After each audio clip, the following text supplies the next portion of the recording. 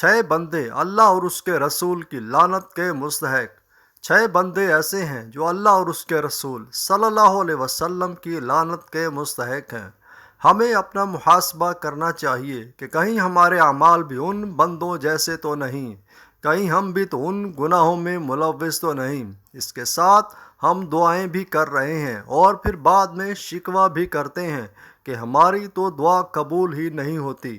ایسے بندوں سے اللہ پاک اپنی رحمت کو اٹھا لیتے ہیں اور اس کے بعد ان کی کوئی دعا قبول نہیں ہوتی، اور ایسے لوگ لعنت کے مستحق ہوتے ہیں۔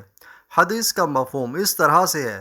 حضرت عائشہ رضی اللہ تعالیٰ عنہا سے مروی ہے، فرمایا رسول اللہ صلی اللہ علیہ وسلم نے 6 آدمی وہ ہیں جن پر میں نے اور اللہ نے لعنت کی ہے۔ اللہ کی کتاب میں زیادتی کرنے والا، یعنی وہ شخص جو قرآن پاک میں اللہ تعالیٰ کے ارشادات میں اپنی طرف سے باتیں جوڑتا ہو، ایسے شخص پر اللہ کی لعنت اترتی ہے۔ اللہ کی تقدیر کا انکاری۔ ہر اچھی چیز اور بری چیز اللہ کی طرف سے ہوتی ہے، یہ تقدیر میں لکھا ہوتا ہے، اور جو انسان اس کو نہیں مانتا وہ لعنت کا مستحق ہے۔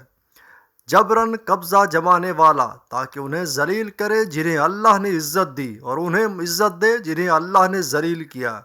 علماء نے اس سے مراد حاکم یا وہ شخص جو کسی برادری یا علاقے کا سربراہ ہو، اور وہ شخص ذلیل قسم کے لوگوں کو اپنے ارد گرد اکٹھا کر لے اور ان کے ذریعے عزت دار لوگوں کو بے عزت کرے، ایسا شخص بھی اللہ کی لعنت کا مستحق ہے۔ اللہ کے حرام کو حلال سمجھنے والا۔ بہت ساری چیزیں جو اللہ پاک نے حرام قرار دی ہیں، جیسے شراب ہو یا زنا وغیرہ، لیکن آج کل بے شمار لوگ ان گناہوں میں ملوث ہیں، تو ایسے بندے بھی اللہ کی لعنت کے مستحق ہیں۔ میری اولاد کے حق میں وہ باتیں حلال سمجھنے والا جنہیں اللہ نے حرام کیا۔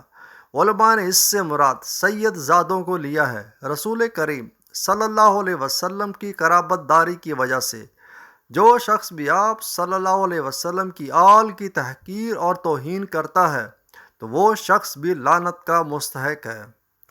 میری سنت کو چھوڑنے والا، اس سے مراد کوئی بھی سنت ہو، چاہے وہ سنت موقدہ ہو یا سنت غیر موقدہ ہو، یا کوئی سی بھی سنت ہو، اس کو چھوڑنے والا یا حقیر سمجھنے والا شخص بھی اللہ اور اس کے رسول کی لعنت کا مستحق ہے۔